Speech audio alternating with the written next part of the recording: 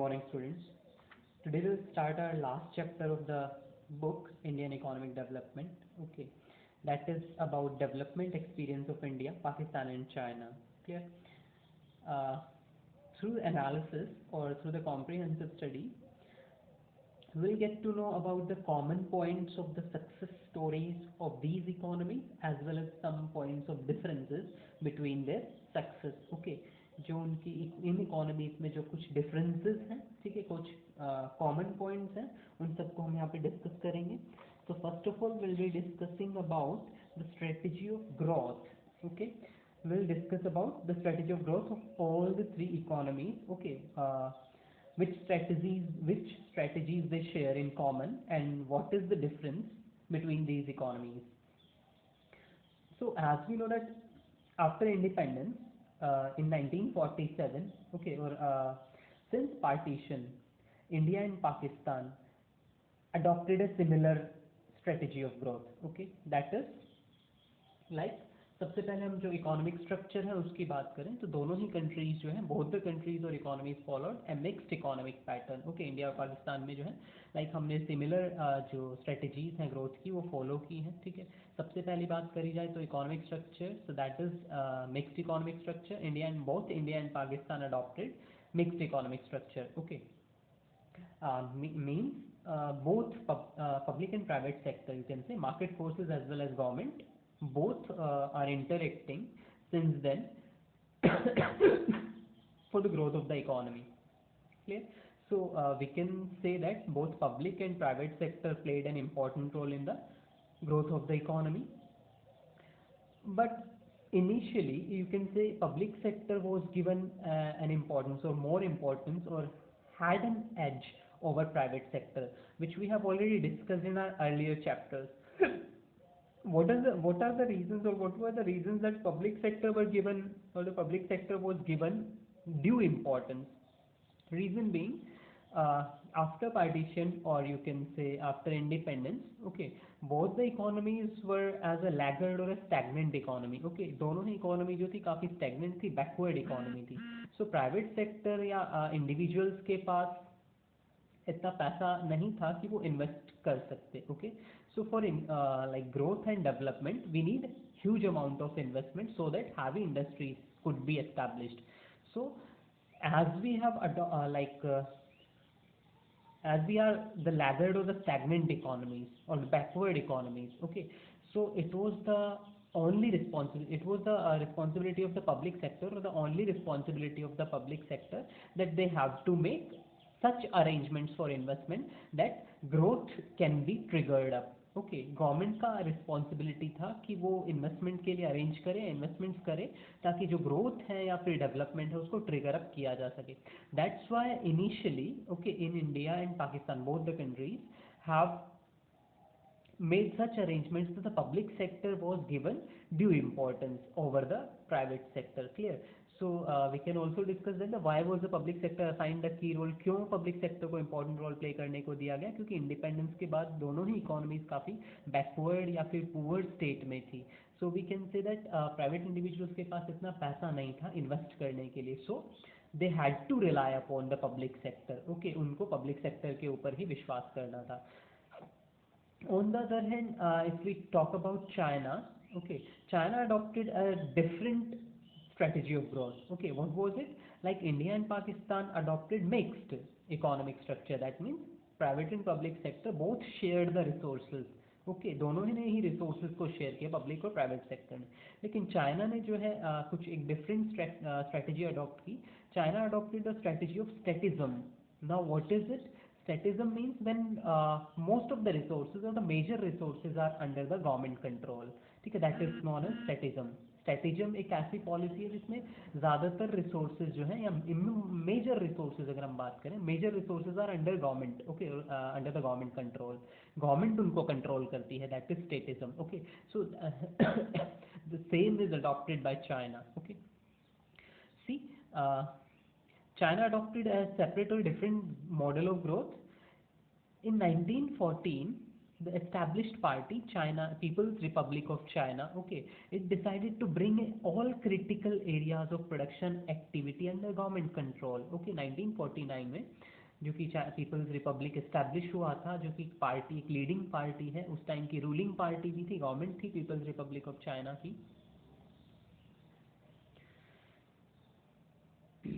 उस गवर्नमेंट ने डिसाइड किया, या फिर हम चाइना की बात करें, रिपब्लिक ऑफ चाइना, ओके, उसकी गवर्नमेंट ने डिसाइड किया कि जो मेजर रिसोर्सेज हैं, ठीक है, जो भी प्रोडक्शन मेजर प्रोडक्शन एक्टिविटीज़ हैं वो गवर्नमेंट के कंट्रोल में होंगी, ठीक है। तो the then government decided to take under control all the major resources of production, okay, so that all the resources can be easily controlled by the government, okay, so these are termed as national resources, उन resources को national resources का नाम दे दिया गया।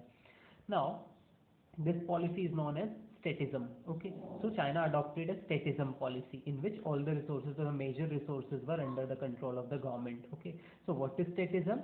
Statism means when the ownership of resources is with the state means the government, यहाँ पे government है, state का मतलब okay government से लिया गया है, okay, then the ownership of resources vests with the state or is in the hands of the state or the government.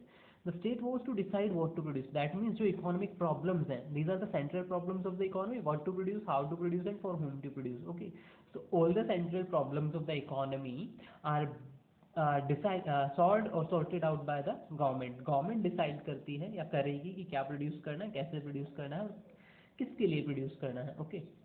Now ये तो थे कुछ डिफरेंसेस कि इंडिया एंड पाकिस्तान ने एक सेम ग्रोथ स्ट्रेटेजी अडॉप्ट की, बट चाइना ने different adopt की। अब इनमें कुछ कॉमन पॉइंट्स भी थे। वो कॉमन पॉइंट्स क्या थे कि all the three economies relied upon public sector earlier और इनिशियल स्टेजेस, ओके, तीनों ही इकोनॉमीज ने इनिशियली पब्लिक सेक्टर के ऊपर रिलाई किया, okay. Second one is all the economies relied upon inward looking trade strategy. Now what is inward looking trade strategy? It is import substitution policy, okay. All the economies tried to find out the alternative opportunities within their domestic territory, okay, irrespective of depending upon imports के ऊपर depend रहने के बजाय सभी economies ने, इन तीनों economies ने क्या ट्राई किया कि वो अपनी ही डोमेस्टिक बाउंड्रीज या टेरिटरीज के अंदर ही ऑल्टरनेटिव अपॉर्चुनिटीज सर्च करें, ओके। तो तीनों ही इकोनॉमीज ने इनवर्ड लुकिंग ट्रेड स्ट्रैटेजी को फॉलो किया। ये कॉमन पॉइंट था, ओके। नाउ एक सिंपल सा कॉमन सा बेसिक सा पॉइंट हम निकाल लें कि चाइना हालांकि दोनों कंट्रीज से ज़्यादा क्लोज्ड इकोनॉमी थी। इंडिया एंड पाकिस्तान के मुकाबले comparatively Chinese economy was more closed economy, because China ने अपने आप को वर्ल्ड में या ग्लोब को एक्सपोज नहीं किया, okay. China didn't expose its economy to the globe, okay. बाकी कंट्रीज की तरह लाइक इंडिया एंड पाकिस्तान की तरह इन्होंने मिक्स्ड स्ट्रक्चर अडॉप्ट नहीं किया, ठीक है। एक क्लोजली कंट्रोल्ड इकोनॉमी थी जिसमें गवर्नमेंट का ही एक मेन या इंपॉर्टेंट रोल था। दैट मीन्स एक क्लोज्ड इकोनॉमी थी, ठीक है। इन्होंने अपने आप को एक्सपोज नहीं किया टू द ग्लोब, वर्ल्ड की डिफरेंट कंट्रीज के साथ या सामने अपने आप को एक्सपोज नहीं किया, उनके साथ वो इंटीग्रेट नहीं हुई, ठीक है। जो भी प्रोडक्शन या फिर जो भी कंजम्पशन रिक्वायरमेंट थी, जो भी डिमांड थी, वो सब ये खुद ही प्रोड्यूस करने लगे। ऐसी अपॉर्चुनिटीज इन्होंने सर्च की कि अपनी डिमांड खुद ही फुलफिल की जाए। That means they tried to become self reliant, दूसरों के ऊपर डिपेंड रहने के बजाय they tried to become self reliant, okay. That's why Chinese economy was like a closed economy. That means ये ग्लोबल ट्रेड उतना ज़्यादा नहीं करते थे, ठीक है। मोर ओवर क्लोज इकोनॉमी का मतलब ये इम्पोर्ट नहीं करते थे, हालांकि एक्सपोर्ट ओरिएंटेड इकोनॉमी थी, ओके। एक्सपोर्ट्स के ऊपर इन्होंने ज़्यादा फोकस किया। दूसरी तरफ इंडिया एंड पाकिस्तान जो थे एक लिमिटेड एक्सटेंट तक दूसरी कंट्रीज के साथ मिले, okay. They have integrated their economies with the global economies up to a certain extent और limited extent, okay. Now the point over the time, it is not necessary that we need to note down this point, okay। कुछ ज़रूरी नहीं है कि over the years और over with the passage of time हमारी जो strategic policies थी या जो ग्रोथ स्ट्रेटेजीज थी उसमें ओवर द ईयर्स कुछ चेंजेस आए, ओके। लाइक फॉर एग्जांपल अगर हम बात करें एफडीआई की लिमिट्स जो है जैसे इंडियन गवर्नमेंट ने इंक्रीज कर दी हैं, पब्लिक सेक्टर की बजाय प्राइवेट सेक्टर को ज़्यादा रिलाय अपॉन कर रहे हैं हम या विश्वास कर रहे हैं, ठीक है। तो प्राइवेटाइजेशन एक बहुत ज़्यादा फॉलोड पॉलिसी है इंडिया में, ठीक है। तो हम कह सकते हैं ओवर द ईयर्स बहुत सारे चेंजेस आए, okay. So it is not necessary that आपको ये नोट डाउन करना पड़े, क्लियर। ये सबको पता है कि बहुत सारे चेंजेस ओवर द ईयर्स आए according to the need, okay. Need के अकॉर्डिंग चेंज हुए, वो पाकिस्तान में भी हुए, चाइना में भी हुए। दूसरी तरफ चाइना में चेंजेस हुए लेकिन बहुत ज़्यादा नहीं हुए, because the core element, the base कौन रहा ग्रोथ मॉडल का? Public sector. Okay, till now the government plays an important role, government decides okay what to produce, how to produce, for whom to produce, सारे policies government बनाती है, government ही decide करती है क्या produce करना है और किसके लिए प्रोड्यूस करना है। Okay, apart from that over the years FDI जो है वो बहुत ज़्यादा इंक्रीज की गई है, तीनों इकोनॉमीज ने एफडीआई को लाइक बहुत ज़्यादा वेलकम किया है। ठीक है, चाइनीज इकोनॉमी, ठीक है, when it was characterized initially और earlier as a closed economy, now it has opened up its economy to the globe as an export oriented economy. Okay, अभी एक एक्सपोर्ट ओरिएंटेड इकोनॉमी हो गई, तो एक open economy, पहले एक closed economy थी, जितनी भी खुद की रिक्वायरमेंट्स थी, डिमांड थी, उनको फुलफिल करने के लिए खुद ही प्रोडक्शन एक्टिविटी परफॉर्म करते थे। लेकिन अब ये एक्सपोज ऑफ हो गई है टू द ग्लोबल इकोनॉमीज, लेकिन इन टर्म्स ऑफ और इन the form of export oriented economy. Okay, अब चाइनीज इकोनॉमी एक्सपोज तो हुई है, लेकिन वो एक्सपोर्ट ओरिएंटेड इकोनॉमी बन के उभरी है, it is emerged as a global economy in the form of export oriented. Imports अभी भी ये बहुत कम करते हैं, एक्सपोर्ट्स के ऊपर इन्होंने ज़्यादा ध्यान दिया। Okay, now over the years due to changes in, जो मॉडिफिकेशन हुए एक ग्रोथ स्ट्रेटजीज में, due to these modifications and changes all the three economies break through the growth path. Okay, वो अपने ग्रोथ पाथ पे लाइक रैपिडली इन प्रोसीड किए, ठीक है, ड्यू टू द इंक्रीज्ड और the beneficial changes in their policies. Clear, like उनकी GDP जो है, the GDP has taken a substantial jump. Okay, all the economies, the structure of growth has recorded a significant transformation। जो growth structure है significant transformation उनको देखने को मिला कि प्राइमरी सेक्टर से तीनों ही economies secondary and tertiary sector की तरफ मूव हुई। This is transformation. Okay, structural transformation means primary sector से शिफ्ट होके अब उनका जो फोकस है वो किधर हो गया, सेकेंडरी एंड टर्शरी सेक्टर, तीनों ही इकोनॉमीज का। Okay, this is structural transformation. First one GDP increase हुआ, ठीक है। Second, like what we are studying,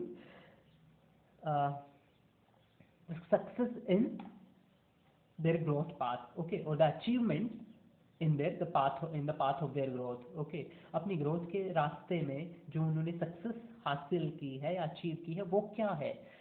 A substantial rise in GDP we have observed in all the economies, the structural transformation we have observed, that means people have, all the economies have shifted their focus from primary to secondary or tertiary sector, and the demographic profile has also been rewritten। okay, that means यहाँ पे हम demographic profile में like death rate, expected life या life expectancy, infant mortality rate, education and health facilities, they also have been improved। ये हमारा demographic profile का part है। Okay, सो ये सारे हमारे क्या दिखा रहे हैं, सक्सेस के पॉइंट्स हैं कि ग्रोथ में हमने ये अचीव किया है।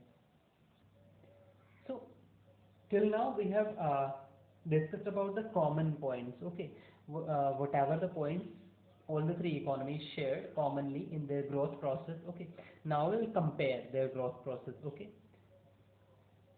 something is also different in all the economies in terms of growth। okay, and any of the economies will be leading all of these। okay, कोई ना कोई इकोनॉमी इन तीनों इकोनॉमीज में से लीड कर रही होगी, ठीक है, और उनमें कुछ डिफरेंसेस होंगे जिस वजह से वो लीड कर रही है, ठीक है, या बाकी इकोनॉमीज जो है पीछे है या पीछे रह गई हैं। Okay, so the comparative performance of the economies of India, China and Pakistan. अब हम कंपैरिजन करेंगे on what basis, on the basis of GDP growth, structure of growth, demographic profile and human development. Okay, ये कुछ parameters हैं जिनके basis पे हम उनकी ग्रोथ को स्टडी करेंगे। ओके, एंड उन बेसिस पे ही हम डिफरेंसेस कंक्लूड करेंगे, ड्रॉ आउट करेंगे।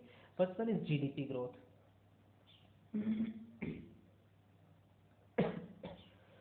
So the growth story of China, that means we are talking about the GDP or the growth rate of China, okay, हम यहाँ पे उनको कंपैरिजन कर रहे हैं इन पैरामीटर्स के बेसिस पे, जीडीपी ग्रोथ के बेस पे, स्ट्रक्चर ऑफ ग्रोथ के बेसिस पे, डेमोग्राफिक प्रोफाइल के बेस पे, ह्यूमन डेवलपमेंट के बेस पे। First of all we are taking GDP growth. Okay, तीनों कंट्रीज की जीडीपी को हम कंपेयर करेंगे, ठीक है। ग्रोथ कितना हुआ और किस हिसाब से हुआ, वो पैटर्न जो है, ग्रोथ पैटर्न हम ऑब्जर्व करेंगे। और उसके पीछे रीजन क्या रहे, अगर बहुत ज़्यादा ग्रो किया है इकोनॉमी तो उसके पीछे कॉजेज क्या है, या फिर स्लो डाउन हुआ है तो उसके पीछे कॉजेज क्या है। Okay, so first of all, the growth story of China. Uh, since we all know that Chinese economy is rapidly showing its data in terms of growth and development, or you can say Chinese the rate of development or Chinese growth rate has substantially triggered up over the years, or has substantially shown a jump over the years. Okay, पिछले कुछ सालों में अगर हम बात करें, ठीक है, तो चाइनीज़ इकोनॉमी जो है, जो भी डेटा हमारे पास है चाइनीज़ इकोनॉमी का, वो एक सडन जंप जो है, ये सब कंसिस्टेंटली जंप्स में हम देखने को मिल रहा है, हमें देखने को मिल रहा है। Like for example in 2017 GDP in China was estimated to be 12.4 trillion US dollar. Okay, and Chinese economy became second largest economy in the world next to US. Okay, second largest economy जो है Chinese economy बन गई with this data. Okay, GDP जो था 2017 में 12.4 trillion US dollar है। and now, okay, nowadays if we talk about, the Chinese economy is very close to become the largest economy in the world. Okay, means it is just to surpass the US. Okay, US को भी like overlay करने वाली है, बहुत close है largest economy बनने की। Okay, now we have the data like 1979 to 2015 के बीच में जो एवरेज जीडीपी ग्रोथ है वो हमें 9% देखने को मिला है, ठीक है।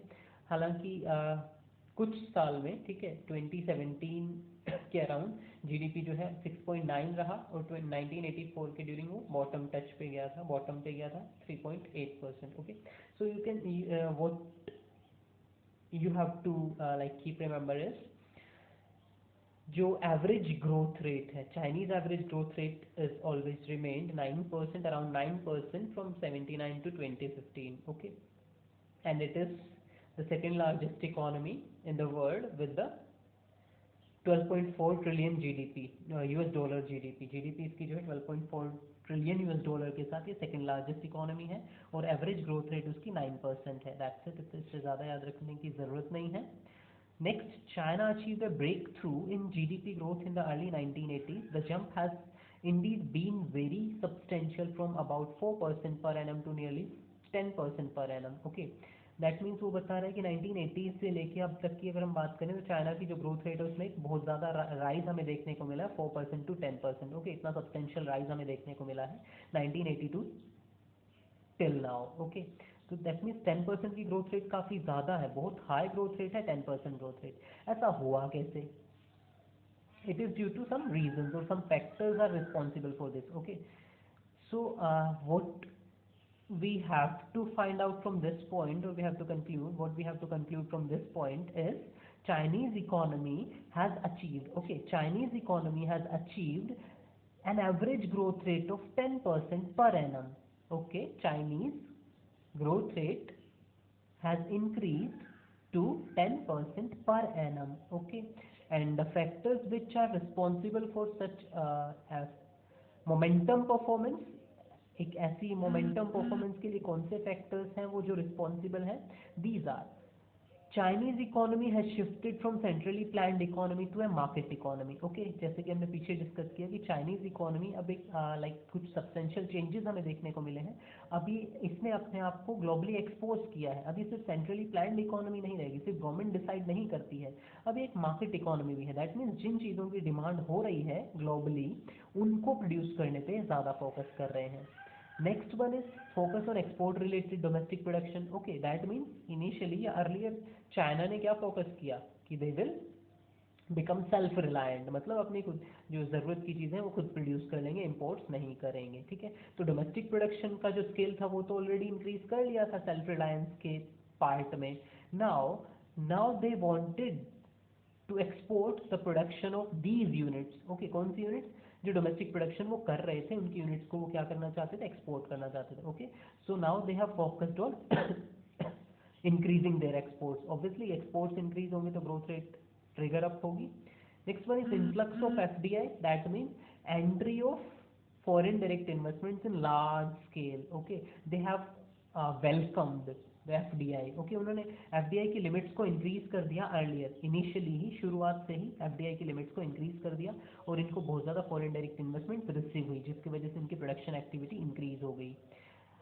And as we know that being the most populated country, इनको चीप लेबर फोर्स जो है इजीली अवेलेबल हो गया। ओके, दूसरी कंट्रीज के मुकाबले, क्योंकि सबसे ज़्यादा लाइक पॉपुलस कंट्री है, ठीक है, या पॉपुलेटेड कंट्रीज हैं, तो वर्कफोर्स तो बहुत ज़्यादा है और सप्लाई ज़्यादा है लेबर्स की, तो cheap labour force that mean low cost में अवेलेबल हो गई। Next one is more important point, GLF, great leap forward campaign. Okay, see, this is Great Leap Forward campaign, which was launched in 1958. Okay, what was it?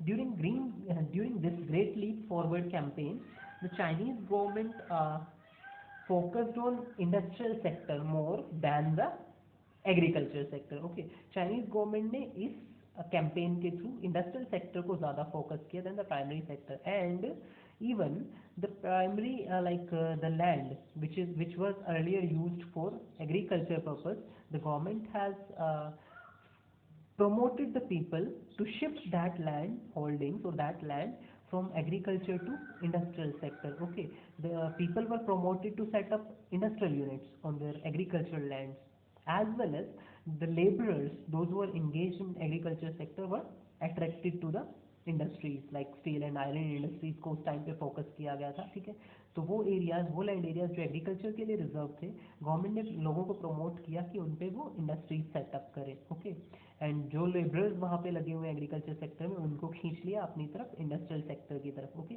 So that means all what did the government do? All they did was promoting the industrial activities as compared to or in contrast to agricultural activities. Okay, हालांकि इसके कुछ negative points भी हैं कि during 1959 to 1962, okay 58 से ही मान के चलते हैं कुछ लोग, ओके 59 टू 62 एक ग्रेट फैमिन जो है चाइना ने ऑब्जर्व किया था इस ड्यूरेशन में, उसका जो है एक कॉज ग्रेट लीप फॉरवर्ड को भी माना जाता है या माना गया है। ठीक है, क्योंकि लाइक एग्रीकल्चरल एक्टिविटीज़ को गवर्नमेंट ने नेग्लेक्ट कर दिया था और ज़्यादा से ज़्यादा जो इंडस्ट्रियल एक्टिविटीज़ थी उनको प्रमोट किया, एंड जो एग्रीकल्चरल लैंड थी उसको भी शिफ्ट करके इंडस्ट्रियल लैंड में कन्वर्ट कर दिया। तो अल्टीमेटली क्या हुआ, जो क्रॉप का प्रोडक्शन था, ग्रेन्स की जो सप्लाई थी वो कम हो गई एकदम से, and the government was not able to supply the essential food grains to general public, or you can say general public was not able to access the required quantity of food grains. Okay, and the people started dying due to starvation. Okay, भूख की वजह से लोग मरने लगे या भूखमरी फैल गई बहुत जल्दी। ओके, सो एक कॉज ग्रेट लीप फॉरवर्ड को भी माना जाता है, हालांकि उस पैमाइन के और भी बहुत सारे कॉजेज थे, लाइक एक बहुत सिली सा कॉज आजकल हमने लाइक सुना भी होगा, due to this pandemic, because उस ड्यूरेशन में भी चाइना को एक बहुत बड़ा लाइक प्रॉब्लम फेस करना पड़ा था उस पॉलिसी की वजह से, एंड दैट पॉलिसी वॉज कि एग्रीकल्चरल आउटपुट को इंक्रीज करने के लिए, ये ग्रेट लीप फॉरवर्ड से ही कनेक्टेड है, क्योंकि ग्रेट लीप फॉरवर्ड में क्या हुआ था कि इंडस्ट्रियल एक्टिविटीज़ को प्रमोट किया गया था और agricultural activities side by side कम होती गई थी। ठीक है, तो ऐसा हुआ कि लाइक शॉर्टेज अराइज हो गई चाइना में एसेंशियल फूड ग्रेन्स की, तो गवर्नमेंट ने क्या किया एकदम से लाइक बहुत हरी में या जल्दबाजी में गवर्नमेंट ने कुछ ऐसी पॉलिसी अडॉप्ट करी, या फिर यू कैन से कि लोगों के दिमाग में बिठा दिया गया कि हमें एग्रीकल्चरल आउटपुट को इंक्रीज करना है एनी हाउ, कैसे भी। तो उसके लिए एक हिंट और आइडिया, कुछ भी कह सकते हैं, एक आइडिया दिया गया, ठीक है, डिप्लोमेट्स के द्वारा, कि a certain kind of sparrow, ठीक है, वहाँ पे जो भी उसका नाम था, एक स्पैरो, इंसेक्ट ईटिंग स्पैरो, हालांकि हम उसको कह सकते हैं, ठीक है, जो चिड़िया थी जो कुछ इंसेक्ट को खाती थी या खा लेती थी। ठीक है, ये माना गया, ये मानते हुए कि वो जो स्पैरो हैं वो क्रॉप्स को डिस्ट्रॉय कर रही हैं, ठीक है, जिसकी वजह से हमारे जो आउटपुट है, एग्रीकल्चर आउटपुट कम हो रहा है, ठीक है। तो हम उन क्रॉप्स को जो है मार दें तो आउटपुट जो है एकदम से इंक्रीज हो जाएगी। लेकिन उसका नेगेटिव इम्पैक्ट देखने को मिला क्या, कि वो स्पैरो जो था वो इंसेक्ट्स को खा लेता था, जिस वजह से वो इंसेक्ट्स जो कि लाइक एग्रीकल्चरल आउटपुट को डिस्ट्रॉय करते थे, ठीक है, उन इंसेक्ट्स को या कीड़े मकोड़ों को वो खाती थी स्पैरो। लेकिन उन स्पैरो इतने लार्ज लेवल पे कैंपेन चला दिया गया उस बर्ड को मारने के लिए, स्पैरो को मारने के लिए, कि उस ड्यूरेशन में ऑलमोस्ट चाइना से वो पर्टिकुलर जो बर्ड थे या स्पैरो जो था, जो इंसेक्ट ईटिंग स्पैरो था, बर्ड थे, वो बिल्कुल ही ख़त्म कर दिए गए थे, ठीक है। एंड उसका नेगेटिव इम्पैक्ट उनको कुछ सालों में देखने को मिला कि जो इंसेक्ट्स थे जिनको वो बर्ड खा जाते थे और इकोसिस्टम बैलेंस्ड रहता था, उन बर्ड को मार देने के बाद या वजह से वो इंसेक्ट्स इतने ज़्यादा इंक्रीज हो गए, मैनीफोल्ड इंक्रीज हो गए, कि लोगों के लिए या फिर you can say common people के लिए ही या फिर जनरल लाइफ के लिए ही उन्होंने प्रॉब्लम क्रिएट, वो सिर्फ फसलों को नहीं, अब ह्यूमन बींग्स को भी प्रॉब्लम क्रिएट करने लगे, बहुत सारी लाइक बीमारियां या डिजीजेज वहाँ से फैल गई, ठीक है। तो ये एक कॉज ये भी था कि ग्रेट लीफ फॉरवर्ड की वजह से ऐसा हुआ था कि agricultural output great leaf forward की वजह से डिक्रीज हुई थी, तो सप्लाई शॉर्टेज अराइज हुई और भुखमरी पैदा हो गई। उसको कॉप अप करने के लिए दूसरा कैंपेन चलाया, ठीक है, उस बर्ड को या स्पैरो को मारने के लिए। ओके, तो ये दोनों ही कुछ नेगेटिव इम्पैक्ट्स लेके आए थे। Okay, so great leaf forward के हम यहाँ पे पॉजिटिव इम्पैक्ट ही पढ़ते हैं, क्योंकि ज़्यादातर जो पॉजिटिव इम्पैक्ट थे ग्रेट लीफ फॉरवर्ड के, माओ Zedong was the person who was known to launch or implement और प्रोपाउंड दिस कैंपेन, जो ग्रेट लीप फॉरवर्ड पॉलिसी या स्कीम थी, ठीक है, उसका जो जनक है वो माओ जेडोंग को माना जाता है, ठीक है। तो ग्रेट लीप फॉरवर्ड ने भी चाइनीज इकोनॉमी को ट्रिगर अप किया या फिर उनकी जो जीडीपी थी उसको इंक्रीज किया। Next one is very important point, SEZ, special economic zones. Okay, we have, हालांकि कुछ साल पहले इंडिया में भी ये कॉन्सेप्ट जो है डेवलप हुआ, एसईजेड। हालांकि उस कॉन्सेप्ट को हमने चाइना से ही बोरो किया था, एसईजेड इनिशियली अर्लियर चाइना ने डेवलप किया था special economic zone. Special economic zone हालांकि इंडिया में हम पहले भी पढ़े हैं, रीजनल बैलेंस सेटअप करने के लिए यूज़ किए गए थे, कि उन रिमोट एरियाज और you can say backward areas or rural areas where industrial units were not set up, okay, and they were backward areas. So to set up or to make the regional balance, or to set up regional balance, government established some special economic zones in such remote areas or backward areas so that the industrial units can be established in those areas also. अब क्यों industries वहाँ पे अपनी unit setup करेगी? Government provided, और government like lured the industries with some beneficial schemes. Okay, कुछ schemes वहाँ पे प्रोवाइड की गई एसईजेड्स में, या एसईजेड्स के थ्रू गवर्नमेंट के द्वारा, किनको, इंडस्ट्रीज को, कि कोई इंडस्ट्री अगर इन एसईजेड्स में अपनी यूनिट सेटअप करती है तो उनको टैक्स से छुटकारा मिलेगा कुछ सालों तक, और उनको सब्सिडाइज इलेक्ट्रिसिटी या पावर सप्लाई प्रोवाइड की जाएगी। ओके, तो कुछ ऐसी एसईजेड्स जो थी गवर्नमेंट ने एस्टेब्लिश की चाइना में, जिससे कि इंडस्ट्रियलाइजेशन स्पर्ट आउट हुआ, ओके, लाइक बूस्टअप हुआ या इंक्रीज हुआ, और एफडीआई इंक्रीज हुई, जिसकी वजह से जीडीपी राइज हुआ। A jump in GDP growth was achieved not only through FDI but also through domestic investments. अब FDI को ही अकेले हम क्रेडिट नहीं दे सकते, डोमेस्टिक इन्वेस्टमेंट भी काफ़ी ज़्यादा इंक्रीज हुई थी, क्योंकि हम पढ़ चुके थे कि GLF, ग्रेट लीप फॉरवर्ड की वजह से, ठीक है, जो कि इंडस्ट्रियल यूनिट्स को या सेकेंडरी सेक्टर को प्रमोट करता है, जिसकी वजह से लाइक उन लोगों को, ठीक है, चाइनीज़ गवर्नमेंट ने अपने लोगों को, okay, Chinese government promoted the people or urged the government to the people, the Chinese government urged the people, common people, to establish small industrial units। जैसे पहले बताया, अपनी एग्रीकल्चरल यूनिट्स के ऊपर या लैंड के ऊपर वो इंडस्ट्रियल यूनिट सेटअप करे। और इवन अगर आपके पास ज़मीन भी नहीं है तो even in your court yards, okay, अपने आंगन में भी आप छोटे मोटे इंडस्ट्रियल यूनिट सेटअप कर सकते हैं। तो इस तरीके से जो डोमेस्टिक इन्वेस्टमेंट थी उसने भी जीडीपी को काफ़ी हद तक इंक्रीज करने में हेल्प की। Next one is relying basically on external demand. China achieved a record growth in exports. Okay, like external demand. Okay, China focuses on external demand. Clear? Because जो चाइना की इकोनॉमी है, उन्होंने क्या पॉलिसी अडॉप्ट की थी initially, earlier, they were of the opinion कि वो सेल्फ रिलायंट बनेंगे, दैट मीन्स इतना तो प्रोड्यूस कर सकते हैं, इतने कैपेबल तो हैं कि खुद की डिमांड तो फुलफिल कर ही सकते हैं, but they will not earn through that domestic demand, उनको फ़ायदा वहाँ से नहीं होना, दैट मीन्स वो उन डोमेस्टिक डिमांड से नहीं कमाएंगे, ओके वो किससे कमाएंगे, वो एक्सटर्नल डिमांड से कमाएंगे, ओके।